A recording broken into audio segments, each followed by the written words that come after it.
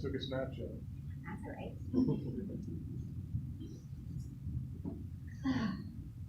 Good morning again, everybody. Oh, let me put my glasses on, which I look like a mermaid maiden. I like that one. I think I did it before. I thought I hadn't done it before, but then when I started doing it, I was like, oh no, I remember doing this one. I like it. It's a good one. And it's short, so it's perfect for here. So today, I'm continuing with my recycling of old talks that I have done before, but this one kind of, it wasn't just because I didn't feel like writing a new talk. Like I've been thinking about this a lot.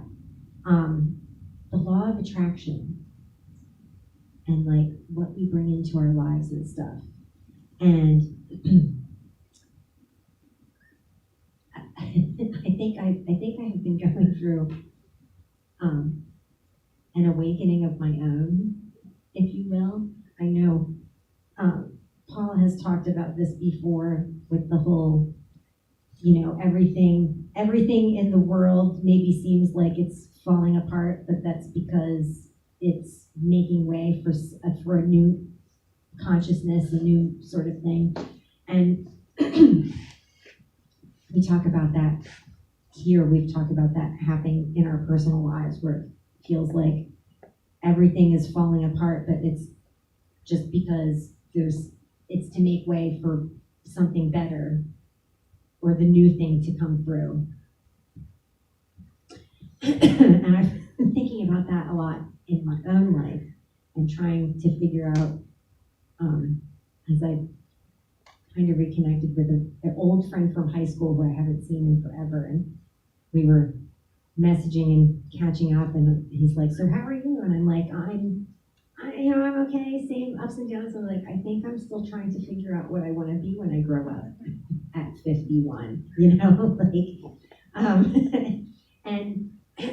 when I wrote that to him, I was really thinking about, like what's really going on, and thinking about another thing that I read about if you grow up and are taught and are always kind of in survival mode, then it's really, really hard to get out of that and get into thriving mode, like if you're still always there. And that's why I wanted to do this talk again, because I want it to help everybody, but I think it'll also help me too. I mean, I feel like that might be,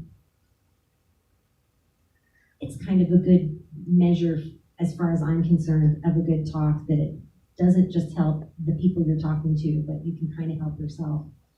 It was like doing the life coach training. It has two parts. One part where you are getting coached, and then the part where you learn to coach other people. And then even when you're learning to coach the other people, you're still kind of coaching yourself.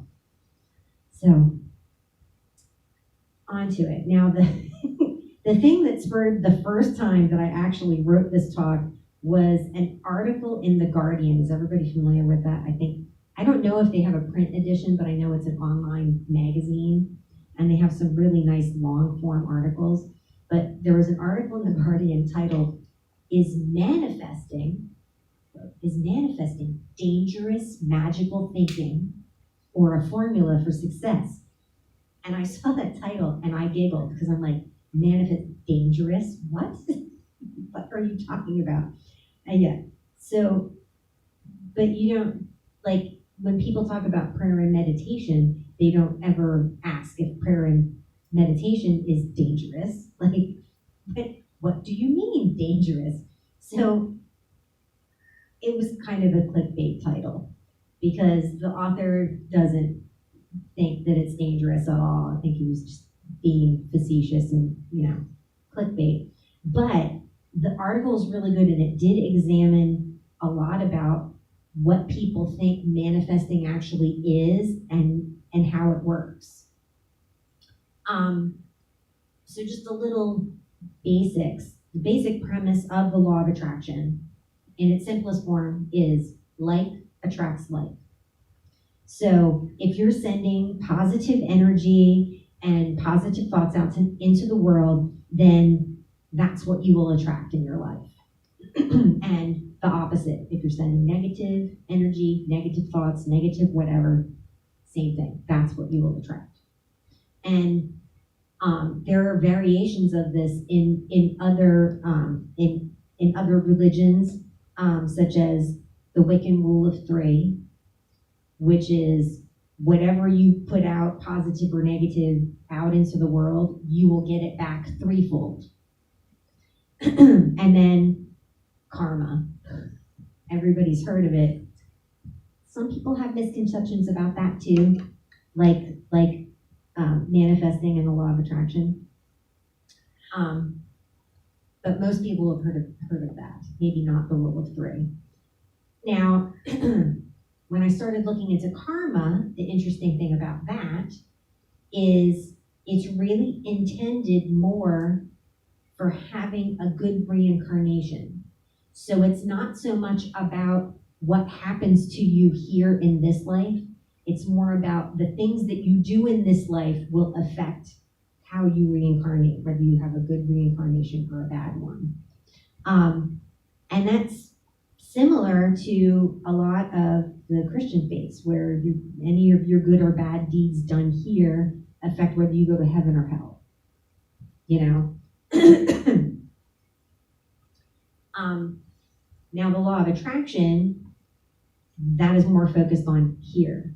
What you do here, what happens to you here. It's about this life and what you give and get. So the way I look at it is it's not really that much different. It's all just different ways to pray. And we pray for all sorts of reasons. We pray for intangible things. We pray for tangible things. We pray for the things we want to manifest into our lives, however we do that.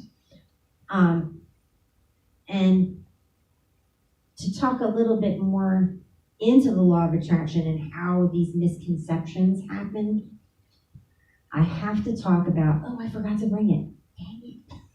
I have a copy of it. I wanted to show and tell, but we have to talk about the book, The Secret. And I have in my note that it's written by Rhonda Byrne, and I have that it was also turned into a movie, but I think that's actually backwards. I think that the documentary happened first. The movie, The Secret, was basically just a series of interviews with various thought leaders and spiritual leaders around the country, around the world, maybe even, I think. And I think from that, they took all of the quotes in the interviews and sort of organized them in some fashion. If you've ever read the book, you know it's only semi-organized. But they put them into the book. So I think that's the order that it actually happened in. And I'll tell you, it's a good book, but it's not linear. Like, it's not a story. It's just a bunch of, like, inspirational stuff. And it can be a little difficult to read. Like, if you're looking for something to be in a logical order, there's a lot of repetitive things, and some of the quotes are a little contradictory. So it's like you have to read it with a notebook and like find the stuff that resonates with you. Honestly, if you're gonna read it, and I recommend everybody read it at least once to just sort of, get the idea of it.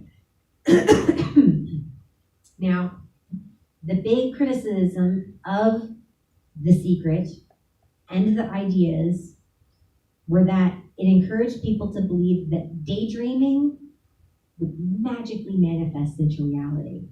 And I remember when it came out, and they had all kinds of TV ads about it, I think it was when the movie came out. And I remember that criticism, because they were constantly talking about it, and everybody was saying how ridiculous it was. And I think a lot of those people who were saying that it was saying that you just daydream and imagine it in your mind, and poof, it's going to happen.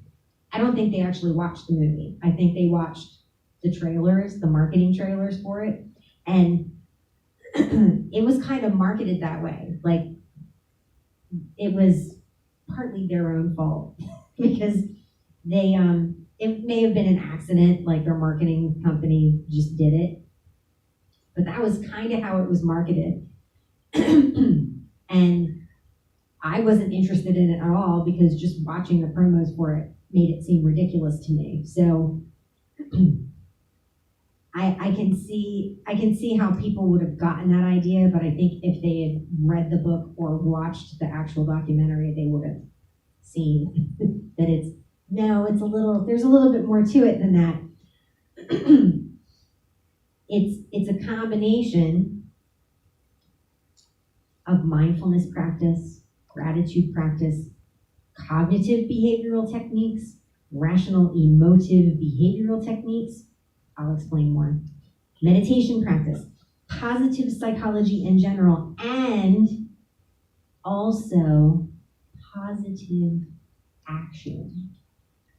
That's the bit that gets missed. So all the practices and techniques I just talked about, and all of the stuff that's in The Secret, that's all about getting your thinking in order. All the quotes in the book have to do with the way that you need to think in order to manifest your best life.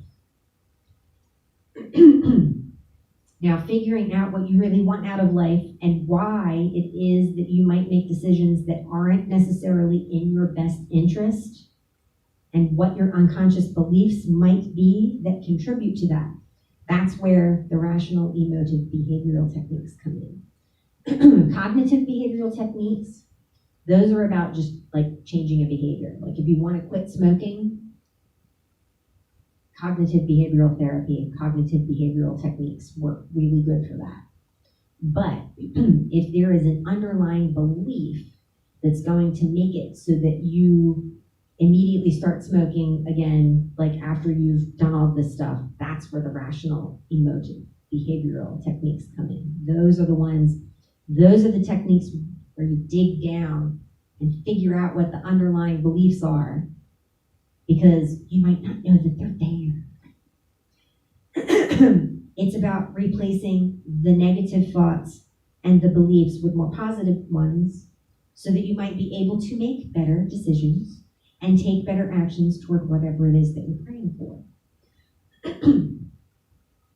And all of those things are underlying beliefs. Those all have to do with our long-term memory.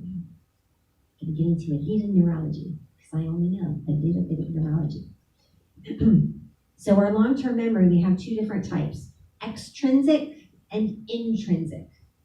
Our extrinsic memory, that's the stuff we have in long-term memory that we have to think about to still remember. Like we still have to try and recall it in order to be able to do it. Like stuff that we've learned in school, like math that you learned and they're like, oh no, I have to do this now, and then you have to stop and go, okay, I know how to do this, but I don't remember right now. So you have to think about it and then you figure it out because it is stored in your long-term memory. Your intrinsic memory is long-term memory, but it's that stuff that becomes automatic. I know music class, dance class even, they call it muscle memory. It's stuff that just sort of like gets into your body, like learning to play the piano. You learned to play the piano when you were younger, and then you stopped for a long time. Then when you come back, and it sort of comes back, like you're like, I don't know what I'm doing, and then you're like, oh wait, it starts to come back to you. It's like, it's the term, like riding a bike. Once you learn to ride the bike, unless you suffer some sort of awful brain injury that makes you have to relearn all this stuff, you remember how to ride the bike. You don't have to stop and go, okay, now how do I ride the bike again? Driving a car. You learn to drive a car. You don't get into the car and then have to go through the steps. Like it becomes automatic after you do it for a really long time. Those are the things that we store in our intrinsic memories. And the other things that we store in our intrinsic memories are beliefs about how the world works. The big beliefs, the long-held beliefs, the stuff that we learned as little kids from our parents and stuff, and we don't even remember that we learned it because it maybe wasn't something that was overtly taught to us. It was just stuff that we internalized because that's what we saw happening. Like anything's, when we're talking prosperity and abundance, the saying that probably everybody has ever heard, money doesn't grow on trees. It's a very typical thing. I remember my parents saying stuff like that. I remember lots of people saying stuff like that. and it might not even be like sayings like that that induce a sense of lack in us, a sense of scarcity. Just the way they behaved about everything. You pick that up. That's how you learn things. We learn language by listening to our parents, by listening to our friends, our family teaching us language. We learn how to be humans in the world by observing how the adults in our lives are humans in the world. So these are all things that we pick up. And especially little kids. As little kids, we're just sponges. We're just sponges for everything. And we take everything in and remember it, even though we don't remember that we remembered it. So that's why it can be so hard to get out of, what is it? It's not even a way of thinking. It's not even realizing that you're thinking it. It's just sort of, I can't think of a good word. It's not a rut, a routine. It's kind of a routine that you don't even know you have. It's hard to get out of that routine of that this is all there is. This is all that you can accomplish. That scarcity that you don't even know you have because you don't know they're in there. Now, back to prayer. The kind of prayer that we use here at Unity is affirmative prayer. And we affirm that what we're praying for is already present. In the present, it's here. A lot of traditional prayer puts things in some unspecified future time. We might pray that God will do something or give something to us. It's something that's going to happen later. The problem is, later never comes. Tomorrow is tomorrow now, but when we get to tomorrow, it's today. It's not tomorrow. Like the only place we exist is right here in this present moment. There is no later, because when later happens, then it's now. It's the whole, I'll tell that, it's like the joke, the free beer tomorrow joke. The guy goes into a bar and sees a sign that says free beer tomorrow. He's like, oh, that's great. So he comes back tomorrow and he's like, yeah, I'd like my free beer. And he's like, the bartender's like, no, that's tomorrow. And he goes, but I was here. It's always, tomorrow never comes. Later never comes. We only exist right here in the present.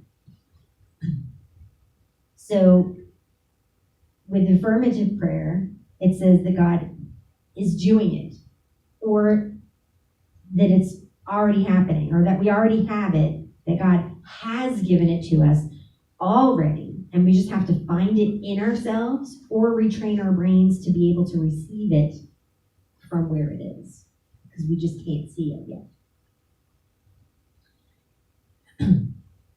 So that's all about getting our minds right, and that's the hardest part. It's really hard. I can attest to that. And just when you think you're like, yeah, I'm kind of in a thing that something happens, and you're like, oh, why am I back? It's like you can take 2 steps forward, and then you get a step back, and you're like, oh. but it's also about participation. Then we have to participate after we start getting our minds in order.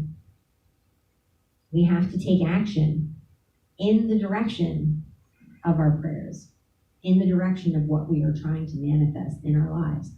And if we've gotten our thoughts in order, then we'll be better equipped to see when things are starting to manifest or to see an opportunity that's been plopped in front of us as an opportunity.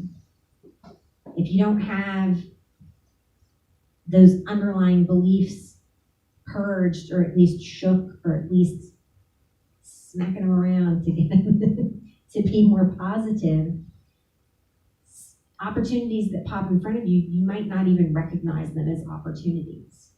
It might seem like a hurdle, or you might not even see it at all because you're so concentrated on what's going wrong or what's not happening that you're not seeing the things that are trying to happen. Manifesting is not about making a wish and then sitting back and playing video games expecting it to magically come true. That's the big misconception. I think that's what a lot of people think that it is. We must collaborate and co-create, which, interesting, I forget which unity principle that is. I forget what number it is, but that is one of our unity principles, that we co-create with Spirit to make our lives. And even that can be kind of hard sometimes. So I have some quotes and a joke. I'd love to tell this joke, but the quotes, the first one is from John Dominic Crossan. While we are waiting for God's intervention, God is waiting for our collaboration. So while you're sitting back, thinking, why have you forsaken me and not answered my prayer? God is like, well, it's over there. You have to go over there. We have to participate. This other one, it's anonymous, but it's from a 9-year-old that says, you can make a wish, but then you have to do the wish. It doesn't just happen. I'm like, ooh, super insight from anonymous 9-year-old. I love that quote. And the joke, this was just good. A guy named Joe finds himself in dire trouble. His business has gone bust and he's in serious financial trouble. He is so desperate he decides to ask God for help, and he begins to pray. God, please help me. I've lost my business, and if I don't get some money, I'm going to lose my house as well. Please let me win the lotto. Lotto night comes. Somebody else wins it. Joe prays again. God, please let me win the lotto. I've lost my business, my house, and I'm going to lose my car as well. Lotto night comes again, and Joe still has no luck. Once again, he prays, my God, why have you forsaken me? I've lost my business, my house, and my car. My wife and children are starving. I don't often ask you for help, and I have always been a good servant to you. Please, just let me win the lotto this one time so I can get my life back in order. Suddenly, there's a blinding flash of light as the heavens open, and Joe is confronted by the voice of God himself. Joe, work with me. Buy a ticket. It's a joke, but it's a very good illustration of you have to participate. Or as the lottery motto is, you gotta play to win. I mean, that could be a motto for life too, right?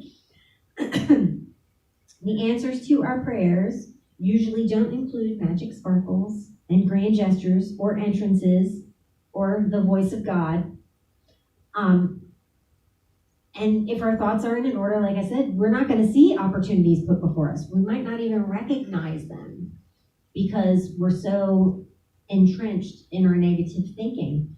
And this sort of turnaround, these skills, and it's a skill, really. It's a skill that you can learn. It's not just you have it or you don't. It's something that you can learn. It's not just for us as adults figuring this out. This is stuff that we need to teach to our kids. And if you don't have kids, but you got nieces and nephews, or you have teenagers that maybe didn't learn any of this stuff when they were younger, we got to start spreading this around. Not just for us as grown-ups figuring it out. If we figured it out, start teaching it to the younger ones so that maybe they'll have a better chance than we did. I know I have like a perfect example of the negative thinker was my grandma Chambers. This is my mother's mother. And she came up in the Depression, and a lot of people from that generation really, it's a big scarcity mindset because that's how they grew up. Not having enough, you have to keep everything.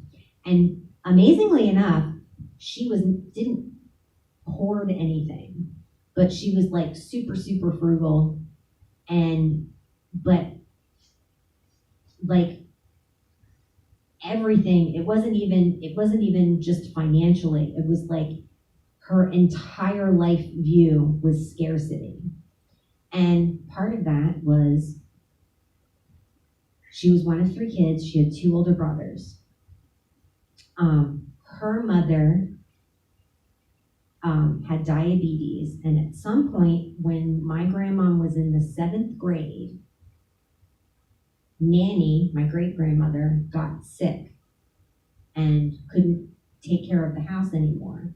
So they pulled my grandma out of school to take over. So she didn't even get to finish the 7th grade. But her brothers were allowed to go on to high school. But it was the whole very much that, oh, she's just a girl. She only needs to know how to cook and clean anyway. And I think that really affected her. And like learning and education, I think for her was just like, they just did not make that a priority. And I know that affected her a lot. She could read, but she never progressed past how she was able to read when they pulled her out of school. And that it affected her entire worldview. And I remember, like, towards the end, I got to live with her for a year before I moved down here. And it was so good that I got to spend that time with her and get to know her. We got to know each other really well. It was one of those things where I thought my grandmother had no hobbies because she was retired by that point and wasn't working anymore, but she worked and she came home. She didn't really like to cook. She didn't know how to cook very well because it was work. Like, she didn't enjoy it because it was a utilitarian thing. She didn't garden. She had taken everything out of the garden and like filled it with wood chips because it was work. And I'm like, she doesn't have any hobbies. But then I discovered, no, she has a hobby. Her hobby was complaining about stuff. And if there wasn't anything happening, like if everything kind of around her was good and was going okay, and there wasn't anything to complain about, she would like find stuff that was happening on the TV or happening elsewhere to complain about. Like, that was her hobby. And it was like, once I realized that, I was like, okay, Like, she doesn't know how to not be miserable. Like, and if she's not miserable, it's uncomfortable for her because she was so used to being mad or being angry or being upset about something. So when there wasn't anything to be upset about, like, she didn't know what to do. So she would have to find something to get upset about. And I was like, wow, yeah. You know how some people serve as inspirational examples that you want to follow, and then you're like, wow, I need to make sure that I don't do that, that there's more going on in my life so that I am not making myself miserable and not trying to make other people miserable. But she like, and her scarcity mindset though was pervasive in her life. Like, yeah, that was her worldview, but that was what her life was too. That was what she manifested. She manifested having very little and always having to struggle. And I think that's an important thing to realize, is that when that's your constant, I'm not saying once in a while, like if we manifested every thought that we had every once in a while, oh my God, that'd be terrible. I'm talking about like the constant pervasive, negative, scarcity, not enough, I have to, always have to get more. That really, that's what gets you. It's the constant. That's what we need to get a hold of. So, in bringing it to a close, no, I don't think manifesting or prayer of any kind is dangerous for us to do. It could possibly be dangerous to our psyche or damaging to our faith if we don't have our thoughts in order, because that can just add, if you don't have your thoughts in order and you're praying and then it doesn't happen, that ends up being like a self-fulfilling prophecy. It just sort of reinforces the negative thoughts that you're already having.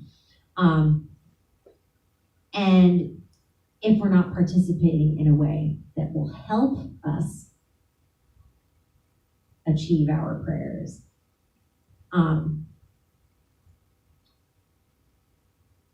So no, I don't think it's dangerous.